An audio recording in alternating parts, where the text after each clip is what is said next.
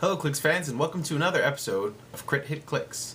Let's start off with this week's previews. First figure I want to talk to you about this week is Voodoo. Voodoo comes in at 91 points and is another member of the Wildcats. I've actually been reading that series and it's actually pretty good, so if you get a chance, definitely read it.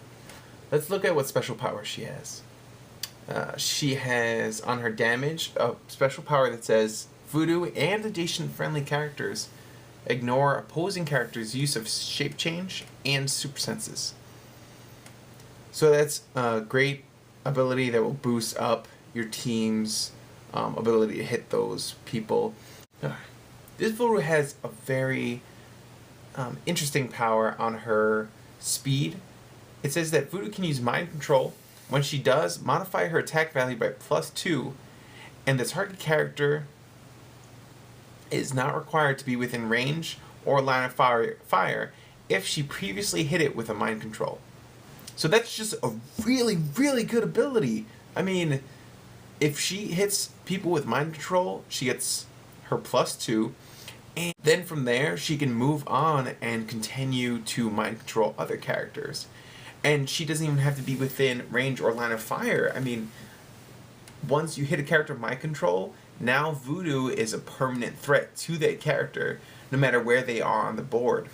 Without this special power, I probably wouldn't want to use her. I probably would avoid her, especially since she is super rare from the set. But with that special power, she makes it a lot more tempting to want to use her.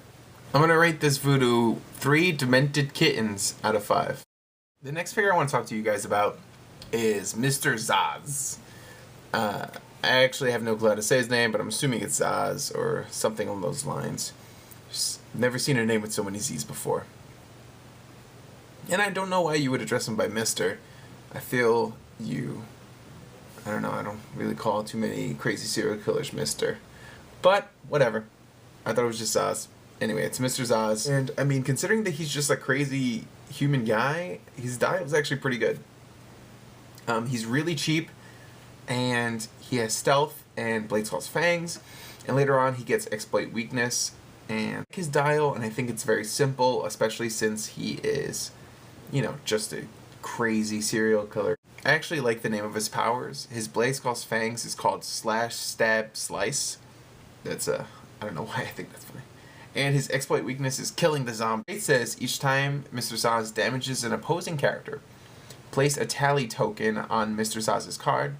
When he makes an attack, you may remove one tally token to modify his damage value by +1, or remove 2 tally tokens to have damage dealt from the attack be penetrated. So I think that gives you a lot of options.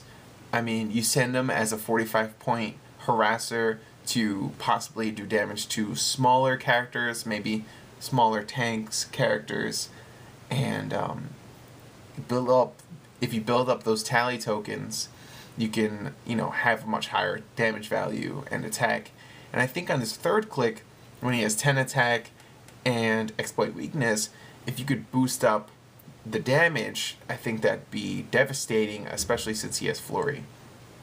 So you can't use flurry and exploit weakness together, but it'd be cool to at least you have options, and with a higher damage value, I think it'd be a nice asset to have. So for 45 points, I really like this Mr. Zaz, and I can't wait to see how he plays. I'm going to give Mr. Zaz 4 bananas in pajamas out of 5. So next up is another team pack from the DC HeroClix Streets of Gotham pack. This team is the Assassins team pack. They all have the Assassins keyword. With the first character, David Cain. David Cain has the Assassin, League of Shadows, Martial Artist, and Soldier keywords. He has a Sniper, so it's safe to assume that he has Penetrating Psychic Blast, which he does. He also has Exploit Weakness, Smoke Cloud, Outwit, and Stealth. He has a special trait that says, as you reveal your force, choose a friendly character with a lower point value. David Cain can use Enhancement, Leadership, and Perplex, but he can only affect the chosen character. David Cain can use Shape Change when he is adjacent to the character. I feel like it's a good dial for a generic sort of assassin person. He moves through hindering terrain, he has stealth, smoke cloud, exploit weakness, and I think that these powers definitely are really great powers. For 76 points, I'm gonna say that I like what he does. He's gonna stay in the back and he's gonna try to use Penetrating Psychic Blast, and then when characters come close, he's prepared, he has close combat, reflexes, and exploit weakness. So that's usually a really good combination. It means he's dangerous at a distance and dangerous at close range. I'm gonna give him 4 sniping kittens out of 5. Sniping kitten! The next figure I want to talk to you about this week is Lady Shiva. This Lady Shiva has high attack values. She has 12 on 2 of her clicks, but she has low damage values. On 2 of her clicks, she has Cyclops fangs, so that's really great. And she has really high defense values to start off with, and then drops down to a 15 with close combat reflexes. I actually really like this figure. I mean, she has some great stats. Her dial's pretty short, it's only 5 clicks long, but I mean, she's only 67 points, so I feel like I don't really expect too much of her. On her second click, she can use Cyclops fangs, flurry, and the damage can potentially be penetrating. So that's actually pretty devastating. For what she brings to the table, I think she's a phenomenal piece. I'm gonna give Lady Shiva 4 ninja monkeys out of 5. I don't know what's with me and animals today, but seems like a good enough theme. Deathstroke comes in at 147 points. He has Indomitable, the crosshairs, 3 thunderbolts, or lightning bolts, and 6 range. He also can ignore hindering terrain on movement. He has stealth, and when he occupies hindering terrain, he can use charge and running shot. So he has a wide variety of powers, which may or may not make him very dependable. I mean, your tactics are going to have to change as Deathstroke changes dials. And I feel like this is an interesting approach to this character because I feel like Deathstroke usually changes tactics depending on who he's fighting. I like this Deathstroke, and I think he has a lot of things going great for him. I just am not entirely sure how he will perform. I feel like when fighting amongst figures from the Batman set and when fighting against other figures like him, I think he'll do great. But when it comes to sort of the stronger, more powerful figures, the ones that are within his point value, I don't know how he will perform against, those kinds of figures. I do like this Deathstroke, and for 147 points, I think that he will bring a lot to the table, but I think it's up to you whether or not you want to spend that many points. I'm gonna rate this Deathstroke 3 blue hedgehogs out of 5. Oh look, it's Magneto! Ha ha ha! You cannot defeat me, X-Men. I shall rule this world. I'll stop you, bub.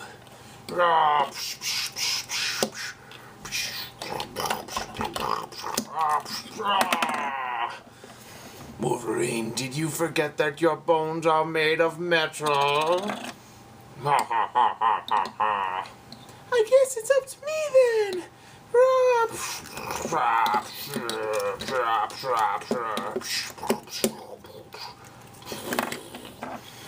I am the master of magnetism.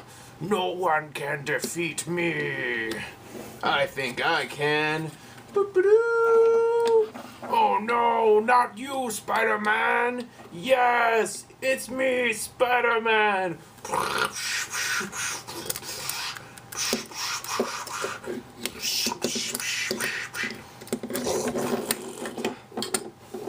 Looks like Spider-Man saves the day again. Oh, thank you, Spider-Man. You're so manly and strong. Thanks again, bub. Hey, guys. How long were you there for?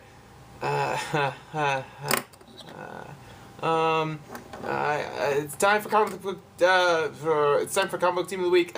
See you guys later. Bye. So this team consists of 110-point Cyclops from the GSX set. The Emma Frost, 114.1 from the Marvel 10th Anniversary set. The Magneto from the 10th Anniversary set on his 125-point starting line. And the 98-point Storm from the Marvel CritHitClix 10th Anniversary set. This team has a decent amount of room, so you can put the full Infinity Gauntlet and put additional team ability. I used the Secret Avengers one and put it on Storm because she's the only member on this team with the Avengers keyword.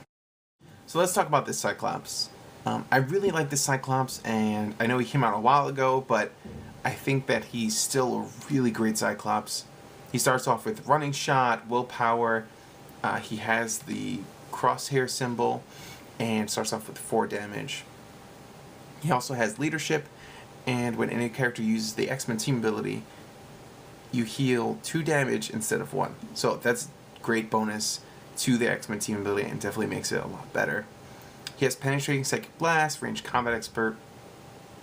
Unfortunately, he doesn't have much defense. I wish he had some form of toughness or something, but I still really like this figure.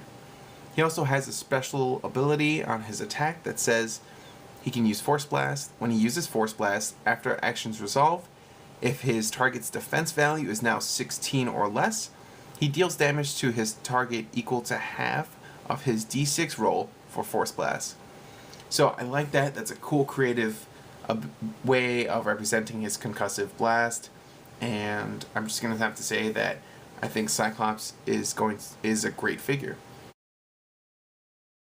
This version of Emma Frost has a lot of support powers. She has Outwit, Perplex, and she has a really cool mechanic, which I love. When you're playing with her and you get to click number 3, you stop turning the dial, and you can choose to turn her to click 8 instead, where she kind of goes, I think it's supposed to represent her diamond form. So she has Impervious, Invulnerability, Exploit Weakness, and she has Outwit. So she turns into a tank character, sort of. So she can take a lot of damage, and she can dish out a lot of damage. So I really like that this dial gives you options. I think it's the sort of thing, I always like having multiple strategies when I'm playing, so I like having that option depending on where she is on the map and what characters are around her and what is needed from the team at that point. You can kind of switch her to be, from a support character to an attack, a character who's more focused on attack and dishing out damage. Next up is the 125-point Magneto. He also has a special power on his damage that says he can use Pulse Wave and Quake, and when he uses either of them, that's when you attach the magnetic debris. So this dial is kind of short, and his values are not the best necessarily. Anytime I've played this version of Magneto, he tends to go down pretty quickly, but really you want to use his running shot and get that magnetic debris on fairly quickly. You also want to take advantage of his telekinesis to kind of maneuver the board around and control the board. You want to use him to get the other characters out there. The last member of this team is Storm. Storm has a lot of great things going for her. Her special defense power says that she can use super senses, and when she has no action tokens, she can use energy shield deflection and may use Force Blast as a free action. So that's kind of a cool mechanic. She has a lot of control over weather, and I think that's a good way to represent how she uses it defensively. She also has 3 damage.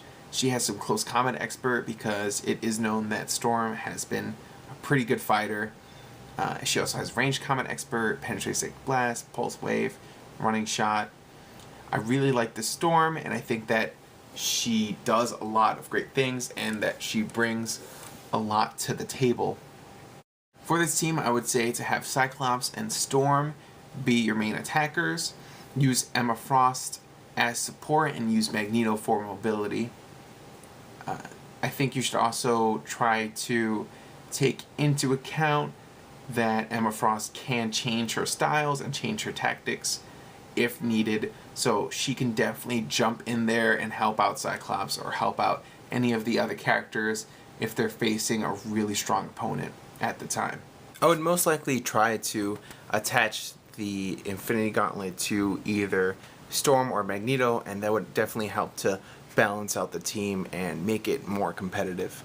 This team adds up with the Infinity Gauntlet and the Secret Avengers ATA on Storm. It adds up to 492 points, which makes it a pretty competitive 500-point team. Thank you for watching Crit Hit Clicks.